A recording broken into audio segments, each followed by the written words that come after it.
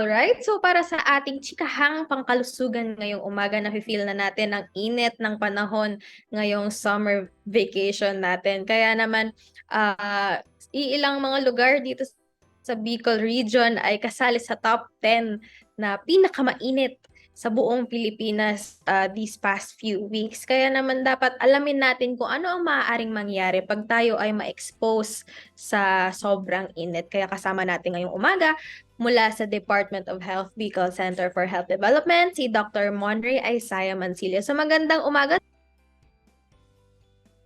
Ayan, isang magandang umaga, Ma'am Max, at magandang umaga din po sa ating mga tagapakinig at tagapanood na rin.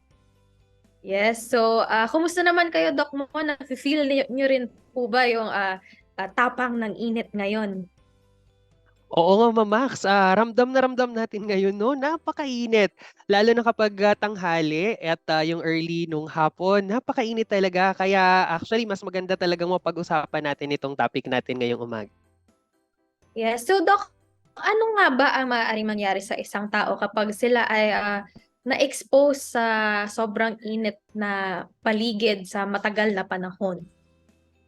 Okay. Actually, Ma'am Max, no, yung ang katawan ng tao, no, so yung brain natin, kapag na-detect ng utak natin na mataas ang temperature ng labas, tapos nadadamay na yung loob ng katawan natin. Ang ginagawa po ng ating brain ay nagbibigay siya ng mga signal sa iba't ibang parte ng katawan.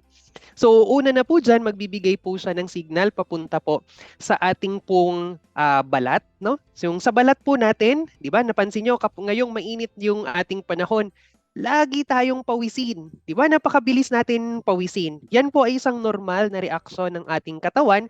Gawa po yan ng ating brain para po panatilihin po na nasa normal ang temperatura po natin. Kaya po, yes, nagpapawis tayo, pero 'di ba, after natin pagpawisan, mararamdaman din natin na medyo naging cool yung pakiramdam po natin. Gawa yan ng yung sweat natin, yung ating pawis, pag nag-evaporate, madadala niya po yung init ng ating katawan. So bukod po doon sa pagpapawis, ang ginagawa rin po ng brain ay yung dugo po natin, no? Yung daanan ng dugo natin, kapag malamig ang panahon, okay yung temperatura ng katawan natin, maliit lang ang size niya. No? So maliit lang siya. Sabihin natin para mas ma-picture natin, kunwari kasing laki siya ng 25 cents. No? So 25 centimos. Pero kapag mainit ang ating katawan o kaya mainit yung environment po natin, ang ginagawa ng katawan, pinapalaki yung daluyan ng dugo.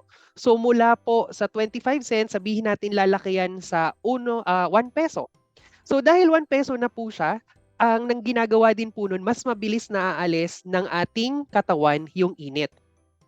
Ngunit, kung sobrang mainit na po talaga yung ating pong environment, sobrang init na po ng ating ginagalawan na kwarto, o kaya ng ating pong katawan, iba na po yung nangyayari. Dito na papasok yung mga tinatawag nating iba't ibang sakit tulad po ng ating heat exhaustion o kaya naman ay ang ating heat stroke. Okay, so ayan nga yung heat stroke, Doc. Siguro ang ilang mga listeners natin ay narinig na kung ano ang heat stroke. Pero ano nga ba po, Doc, yung mga sintomas or yung tinatawag natin na warning signs, kumbaga, na ang isang tao ay nakakaranas na ng heat stroke? Actually, Mamax, before tayo umabot dun sa heat stroke, hindi naman agad yan, agad-agad heat stroke na, no? So, again, kapag yung katawan natin naramdaman naman niya na mainit na yung environment, mag-a-adjust siya. Una mong manaramdaman, para kang pagod na pagod. Okay, ang tawag natin doon fatigue. So, yung fatigue na yun, bakit ka nagpa-fatigue? Kasi, yung katawan mo, dinagdagan mo ng dagdag trabaho. 'Di ba? Kanina sabi ko, yung brain mo, inuutusan niya pa yung katawan mo na magpawis. So dahil nagko-consume din yung pagpapawis ng energy, napapagod muna yung katawan nyo. Kaya huwag kayong magugulat kung sa paghapon, lalo na sa mainit na panahon, parang wala kang energy. O kaya naman ay para kang malumbay masyado. O yun. So yun na yung mga sintomas. Mukhang nagsisimula na nagfa-fatigue ka na. So anong gagawin mo pag naramdaman mo na yung parang pagod ka na, mahina na yung pakiramdam mo, wala ka ng energy? Ngayon, kailangan mo nang mag-start mag-hydrate. Kasi pag nag-hydrate ka, maaring makatulong na yan, hindi ka na magtumuloy sa mas malala pang kondisyon sa fatigue. So kailangan mo din uminom at kumain ng tamang mga pagkain kasi every time pong nagpapawis tayo, nagbabawas ka ng asin sa katawan. So kapag nagbabawas ka ng asin sa katawan, eto na yung dulot din na later on maghihilo-hilo ka na. Okay, feeling mo na masusuka-suka ka na, nagiging very sleepy, antukin, nanghihina ka na lalo, muscle weakness mo, nawawala na rin yung concentration. Eto, napapansin po natin yung mga sintomas na 'to kapag ang temperatura ay pumalo na sa mga 33 to 41 or even so 51 degrees Celsius, 'no? So, nandito yung tinatawag din sa, ng Pag-asa, 'no? Siguro familiar kayo with the heat index. Yung heat index meron dong mga warning, may caution, meron extreme caution, may danger. Kapag pasok na dun sa parang portion ng extreme caution, eto na, maari tayong makaramdam ng mga fatigue. Pag hindi mo yan inagapan, hindi ka nag-hydrate, hindi ka kumain ng maayos, hindi ka nagpahinga, lumabas ka pa sa araw, maaring tumuloy po yan sa tinatawag po nating mga, ano tawag dito, heat cramps. So yung heat cramps po, ito ay dahil masyado nang na-dehydrate yung katawan mo, masyado na ring nabawasan yung electrolytes o yung asin sa katawan, kaya naman yung muscle nyo po, maari po yung manigas. Masakit na paninigas sa kahit aling muscle sa katawan. At kung hindi mo pa rin naalagaan yung sarili mo, ka pa rin sa init, di ka mag-hydrate, di ka kakain ng maayos, maaring humantong po yan sa heat exhaustion. Kung saan, mas lalong nagiging heavy yung ating pong pagpapawis, maaring tumaas lalo yung temperatura ng ating katawan. At dahil tumaas pa lalo yung katawan mo, temperatura ng katawan mo, mas mararamdaman mo yung fever or yung parang parang feverish na feeling, maaring may sakit na yan ng ulo, at syempre, at risk dito, no, i-emphasize ko para yung mga nakikinig natin ng mga matatanda, yung mga elderly, yung mga bata, yung may mga high blood, nako, yan, yung mga may alta presyon po, yung merong mga karamdaman po dyan, mas delikado po kayo dito sa heat exhaustion. Kaya kung meron na po kayong naramdaman na kahit anong sintomas nung na-mention ko kanina, again, reminder, paulit-ulit po tayo, hydrate, uminom ng madaming tubig, at syempre kumain po ng tama para po ma-replenish natin yung mga nawawalang tubig at electrolyte sa katawan. Syempre, maari din po yung tinatawag po natin na heat syncope. Ito, napakadami kong nakita nito. Maraming nagtawag sa akin, maraming nakapag-report sa akin na may mga hinihimatay. Ito, Ma'am Max, ang tawag natin sa fainting na to or yung hinihimatay, heat syncope. Kapag sobrang tindi na talaga ng init, yung katawan mo bibigay din talaga eh. So, hihimatayin. Lalo na po, di ba kanina na-mention ko, galing sa 25 cents, lumaki yung ating butas nung daanan ng dugo. So, yung ating pong dugo, maaring nasa baba po siya. Kung galing po kayo sa pagkakaupo o pagkakahiga, tapos bigla kayong tumayo, napakalaki ng tsansa na magkaroon po kayo ng syncope o kaya yung fainting episode po natin. Kaya kung tatayo, lalo na sa napakainit na panahon, dahan-dahanin nyo po. Kahit kung galing kayo sa pagkakahiga, lalo na kung kayo ay may high blood, wag diretsong tayo. So, try nyo po munang umupo, galaw-galawin muna yung inyong mga paa. Pag kaya na, walang hilong naramdaman, saka po kayo tatayo. No? Kasi mahirap na po kapag nahilo, hinimatay, natumba, mas another problema po natin yan. Okay? So, kapag tuloy-tuloy, again, tuloy-tuloy yung ating nararamdaman na init sa katawan, wala kang ginawang aksyon, hindi ka pumunta sa malilim na lugar, wala kang hydration, maari po itong pumalo yung temperature mo, no, sa at least mga nasa 40, 41 degrees Celsius. Kapag ganito na po ang temperatura, maari na po kayong masabihan na baka heat stroke na yan. Okay, so kasi isa ito sa sintomas ng tinatawag na heat stroke kung saan nagkakaroon tayo ng lagnat na 40 degrees Celsius ang temperatura. Maaring namumula ka na sa panahong ito. Mapula na yung iyong mga balat, masakit na yung ulo, kung hindi man, baka nga hinimatay ka na kapag naramdaman mo to. So, nandiyan na rin yung nararamdaman po yung parang naduduwal o kaya pagkatamlay. Kaya again, ang lesson natin dito, ma'am, early na sintomas pa lang, nanghihina ka pa lang, agapan mo na. Meron ka na dapat gagawin na aksyon para hindi na humantong sa heat stroke. Alright, so thank you very much Doc Mon sa pag-share ng mga sintomas na kailangang ah, bantayan ng ating mga listeners. So napakasimple lang palang symptom, yung fatigue. For sure, marami sa ating mga listeners ang nakakaramdam nito. Kaya hindi dapat nating balewalain ito dahil maaari itong maging simula ng heat exhaustion, heat, hanggang sa heat stroke. Hopefully, maiwasan natin ito. So nabanggit din ni Doc Mon kanina na yung mga most at risk nitong mga ng heat stroke ay yung mga matatanda, maaari rin yung bata at yung lalong-lalo na yung may mga karamdaman tulad ng hypertension. Pero syempre, lagi nating tatandaan, walang exemption ang heat stroke, hindi po ba, Doc? So lahat po dapat tayo ay maging cautious sa ating katawan and of course sa ating kapaligiran. Ano naman po, Doc, ang mga kailangan gawin if for example may na-witness po tayong isang tao or may kakilala tayo na nakakaramdam ng mga sintomas na nabanggit niyo po kanina? Ayan. So, idagdag ko lang Max, no, importante din ma-mention natin no high risk yung mga tao na nagtatrabaho sa araw, sa lalo na sa tanghaling tapat. Yan, yung mga naka-expose talaga diyan yung mga workers natin, siguro yung mga nasa construction. So, dobleng ingat po sa mga taong ganito po yung trabaho, no. So, kapag po may naramdaman ng sintomas, ang una po sa lahat, depende kung saan doon. Okay. Kung early on pa lang, nararamdaman mo pa lang na ikaw mismo sa sarili mo ay may kakaibang nangyayari sa katawan mo. Lalo na napakainit nga ng panahon ngayon, high ang probability na meron ka pong maramdaman ng fatigue, pati na po yung sintomas ng mga exhaustion. Una, hydrate ka. Inom ka ng maraming tubig.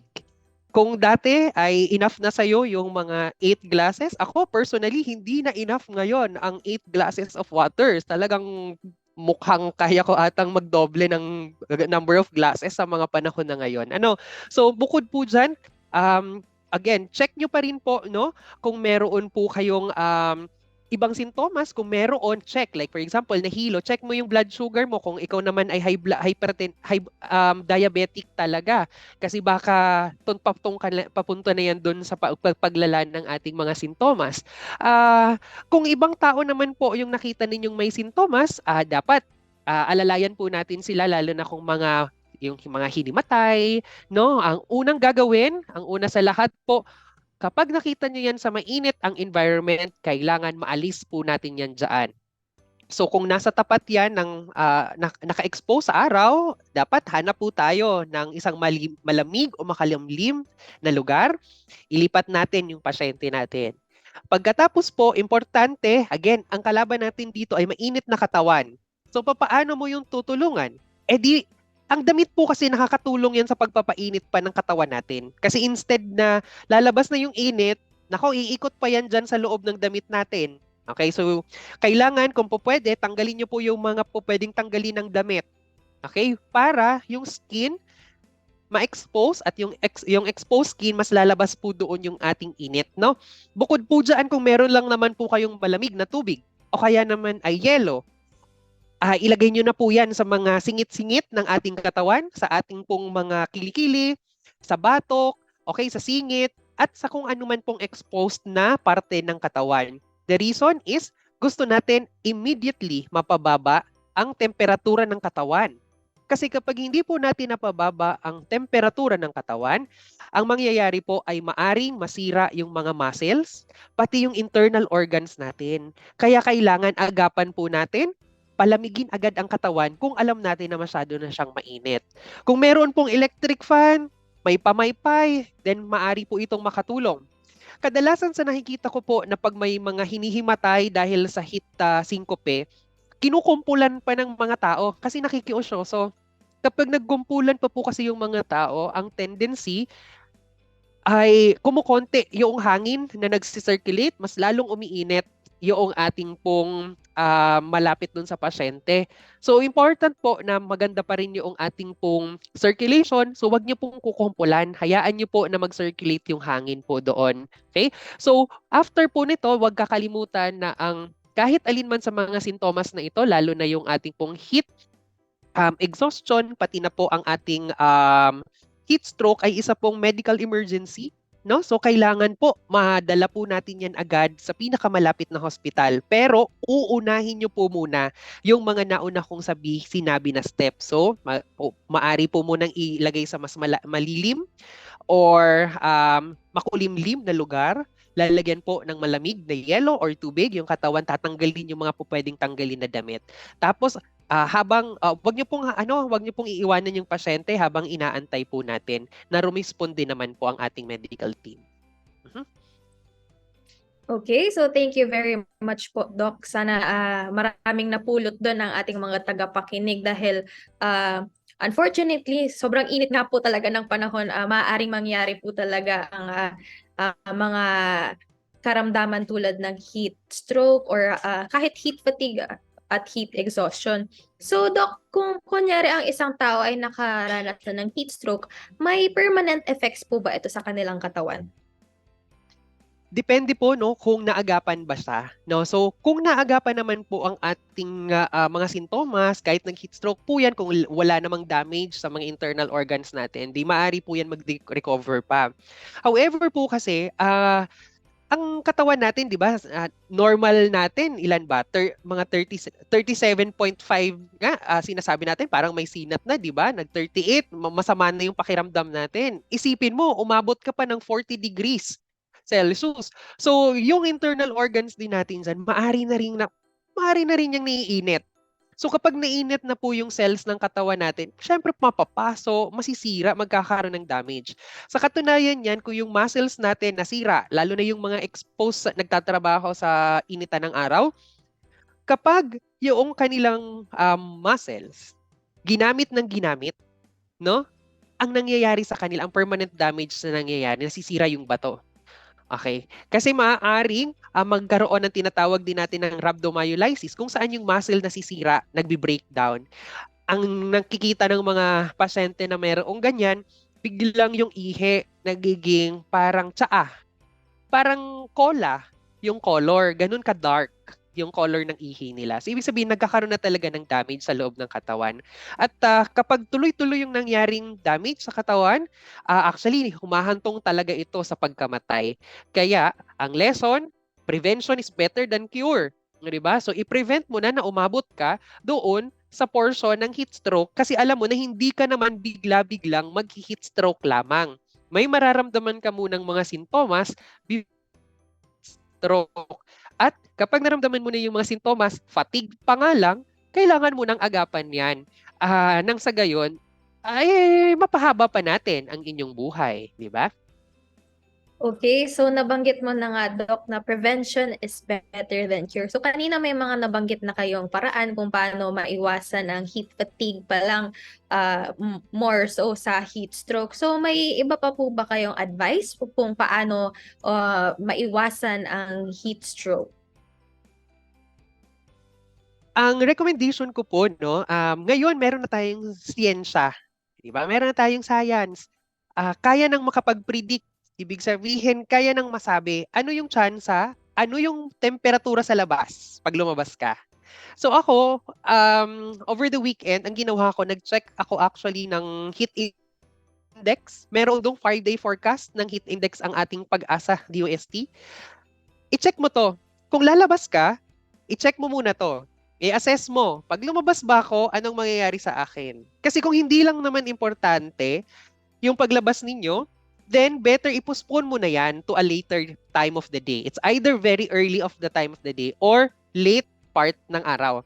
Doon mo siya puntahan. Kasi kung i-risk mo na lalabas ka po ng mga, let's say, alas 12 hanggang alas 3 ng hapon, napakatindi talaga ng ating temperatura. Kanina na-check ko, Ma'am Max, 47 ata, 47 degrees Celsius ata ang Legazpi noong past days. So, alam niyo po ba kung ilan ang temperatura ng pagbo-boil ng tubig? 100. Nasaan doon ang 47?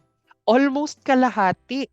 'Di ba? So, isipin mo kung gaano katindi yung init na mararamdaman mo. I-analyze natin siya sa ganung paraan. So, kung kaya mo namang i-delay para hindi ka mapaso sa init ng araw, i-delay mo na lang siya. At kung ikaw ay kailangan talagang lumabas, una, before kang lumabas, kailangan mong uminom ng madaming tubig. Habang nasa labas ka, kailangan umiinom ka ng tubig at pagkatapos mong ma-expose sa araw, kailangan mo ring uminom ng tubig. Ang lesson, kailan ka iinom ng tubig? Before, during, and after kang ma-expose sa araw. Okay. Ano pa? Hindi ka po pwedeng lumabas sa araw na wala kang proteksyon. Kailangan may payong, may sombrero. Okay, and of course, yung pananamit natin, hindi po pwede ngayon yung masyadong makakapal na damit. Sabihin nyo, Dok, masyadong mainit. Sayang po yung gluta ko. Okay, so pwede ka namang maglagay ng mga magagaan lang na pangtakip sa iyong braso. Okay? So meron namang mga fabric ngayon na magagaan, breathable. Huwag niyong pipiliin yung masyadong makakapal na pananamit muna. Itago niyo po muna yan. Kasi the more na mas makapal ang ginamit natin na damit, the more po na kaya po niyang i-keep sa sarili ninyo yung init na napoproduce ng katawan po ninyo. Okay, so yun yung ilan sa mga tips natin, Ma'am Max. So hopefully makatulong. Again, inom ng tubig before, during, and after kang ma-expose. And of course, maprotektahan mo yung sarili mo sa araw. Siyempre, kailangan mo rin mag-wear ng ating mga tinatawag na sunscreen, no?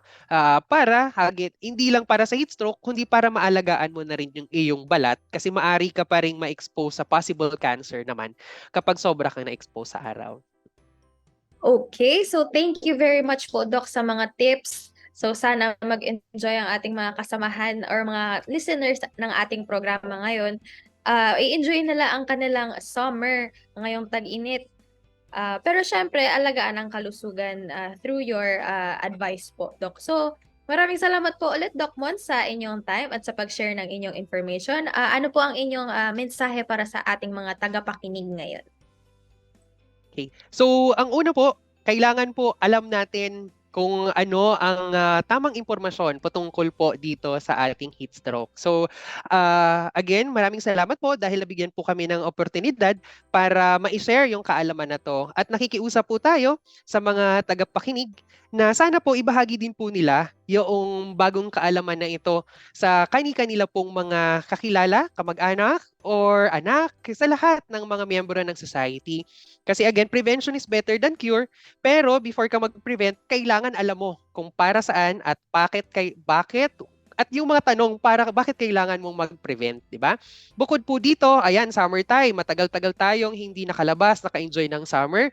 Deserve natin mag-enjoy ng summer, pero again, kailangan wais tayo kung paano natin i-spend yung summer vacation natin. So, hindi ibig sabihin na kailangan enjoyin, hindi tayo protected. So, kailangan protected din po tayo. So, yung iba gusto, summer ngayon, mahilig yung mga tao sa sports, di ba? Sa mga gala. So, merong tamang time kung kailan ka magsusports, kung kailang time ka maggagala, maliligo sa dagat at pipiliin nyo po lagi yung time na hindi pa gaanong kainit at hindi pa rin gaano katindi ang sikat ng araw. And of course, kapag meron man po kayong kahit ano man na nararamdaman, kailangan nyo po yung wag ipagbahala, wag ipagsawalang bahala. Okay. So, dapat meron po tayong gagawin. Lalo na po, nandito yung matinding risk ng ating mga sakit sa tag-init. Bukod sa heat stroke, meron pa tayong maraming ibang sakit sa tag-init. So, nandiyan na rin po yung mga pagsusuka, pagdudumi, yung sakmal ng aso. Kasi kung tayo nga ay irritable, malamang irritable rin yung mga aso at pusa natin sa panahon na ito. Yung ating tinatawag na sore eyes, yung sipon, yung ubo, yung sunburn, at yung mga sakit sa balat. Lahat pong ito ay kailangan po nating alagaan ang ating sarili. At syempre, nandito po ang Department of Health, katuwang po ang ating mga health partners para pagtulungan po natin na ma-avoid itong mga sakit na ito. So inaanyayahan natin ang lahat ng mga tagapanood na bisitahin po ang iba't ibang mga sites ng ating Department of Health. So meron po tayong DOH Bicol sa ating pong Facebook, meron po tayo sa YouTube, meron din tayo sa Twitter. Ano pa bang kulang ko, Mang Max? Parang lahat ng yon, ano?